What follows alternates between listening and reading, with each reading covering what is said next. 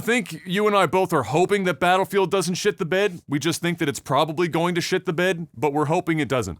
And we got a bit of a good piece of news today. They had an EA Play event type deal earlier, and the probably the biggest highlight and why I have it here is it's the rumored. We actually talked about this before, but so the rumor was reality. The rumored Battlefield 2042 Battlefield Portal is a portion of this game. It's separate from the main multiplayer modes, the standard multiplayer modes. And part of the rumors were correct, but it wasn't the full story, or the full picture. So we were saying, the Battlefield Portal was going to be reaching back into old Battlefield games to bring maps out that were really popular back in the day, et cetera, which is technically true because that is, in fact, part of what's going on here, but it's not the full story. So Battlefield Portal is actually a custom servers and game tool with a logic editor in it. And what that... I guess what I could say that is, remember Halo 3 and how you could build damn near any game mode you wanted?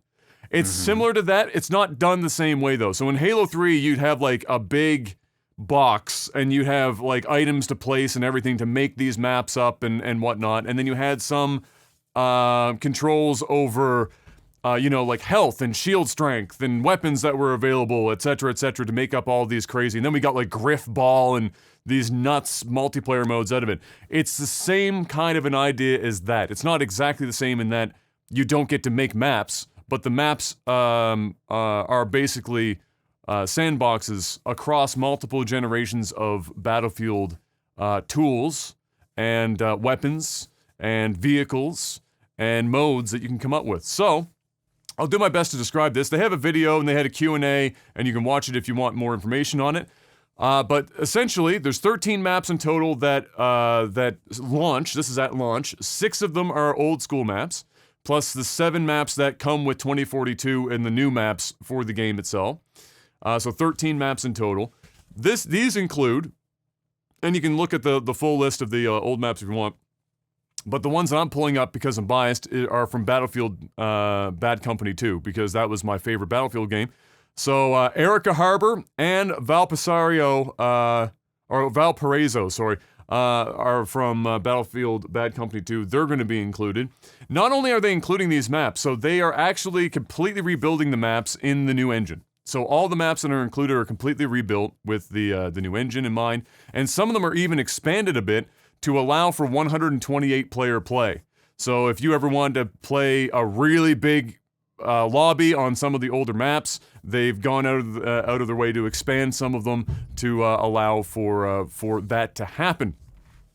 So this essentially, and that also extends to, before I go on to the next point, it also includes weapons and vehicles like I mentioned before. So all of them have been redone in the new engine. All the vehicles, all the weapons and whatnot, a lot of the specialists and everything, that's all coming into this sandbox. Essentially, it allows you to make your own game modes, share them with others who can edit them further without overwriting your own stuff, and it's an incredibly powerful tool. So this comes with an entire server browser.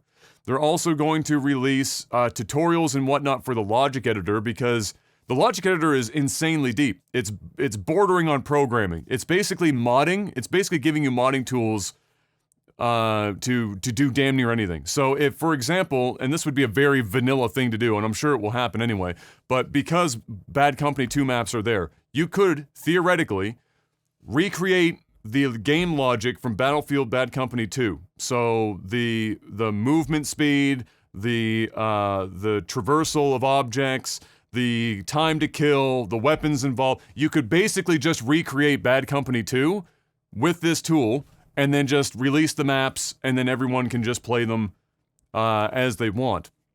They will have, like I said, an entire browser specifically for this, where you can search based on a bunch of parameters. They will also haul up community favorites to the top, so if there are very popular community maps that are and modes that are being created, they will be surfaced to the top for people to have easy access to. And just all around, crazy powerful tool, and not something that many games other than Halo have really done. Halo was definitely one of the first to, at least in the console space, to really blow that open and just say, here, have all these tools, go and make new modes, new maps, whatever. And this is similar in that regard. So, I find that incredibly fucking awesome. I think that the player base, because the other thing is you don't even need the game in order to use these tools. You just need an EA account. So even if you didn't want to, like, there's people out there that enjoy tooling around with this stuff, but they're not interested in necessarily playing the game, even they can have access to these tools and make whatever they want and submit it for play. So I think this is fucking incredible. I think this is going to result in arguably, for some people, a better multiplayer experience than the 2042 main multiplayer modes will offer.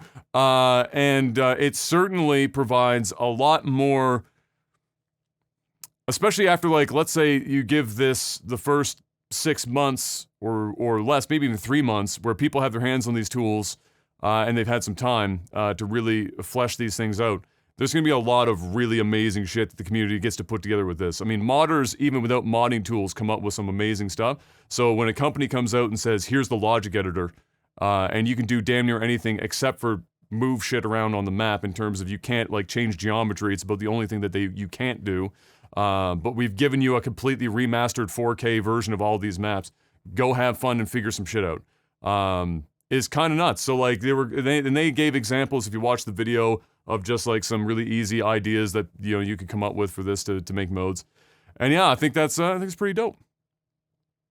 I think it's pretty dope.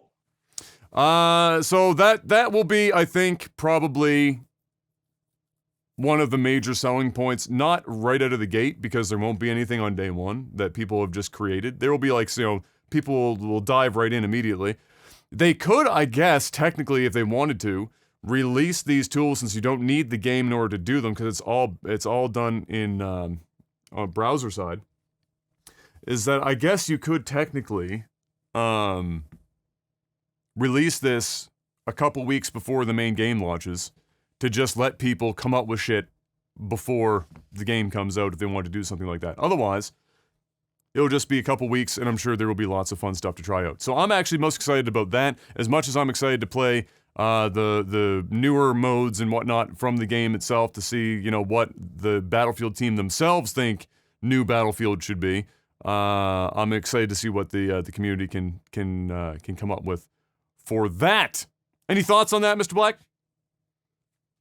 I mean, it's cool. I mean, I can't hate on it. It's better to have it than not to have it. So, and if you don't need the game to use it, it's an extra bonus. So, but it still doesn't change my views about how I don't think this game is going to do very well. I think it's gonna sell okay, but I don't think it's gonna have legs. So, you know, they'll make money off the game. It'll be its thing. It'll be hype for a couple weeks. There might be like a few YouTube channels that thrive off the game for the you know, kind of core non sort of behind the scenes players that are hardcore about the game, because there will be hardcore Battlefield players for sure. But outside of that, I don't think it's going anywhere. Very bearish, Mr. Black, on this game. No hope. Doesn't so? Is there? I don't think there's anything that they could release or tell you this game is going to come with or add that would make you any more, other than maybe, I guess, making it free to play, in which case then it's just a matter of, like, I guess, putting up with hackers, I suppose. I mean, you're going to put up with hackers regardless, right? So, I mean, it's far fewer when you have to pay $70. Not really. That's actually just empirical evidence that you're arguing against now. That's just the reality. I'm not here to fight with you, dude. I'm just telling you. If somebody wants to hack the game, they're going to spend $70 to go hack the game, Adam. It's not a big barrier to entry. The ones that are actually hackers, they're going to spend the $70 over and over again to go and create the hacks. Over and over again, they're just going to keep spending it. So if they get banned as a hacker, they're going to spend another $70 to hop back in, and then get banned again, and then wave after wave, like Warzone, where they ban like 50,000 accounts, and then the next day 50,000 accounts are created, and the hackers are just right back in because they don't actually have anti-cheat software that does anything beyond banning on a free. I'm not arguing. I just don't have the. I just literally don't have the energy. Like I don't care. I'm not going to debate it. Okay. It's going to be filled. It's going to be filled with hackers. Let me tell you something, dude. The game is not free. The game is not free to play because they're scared of hackers. Bye.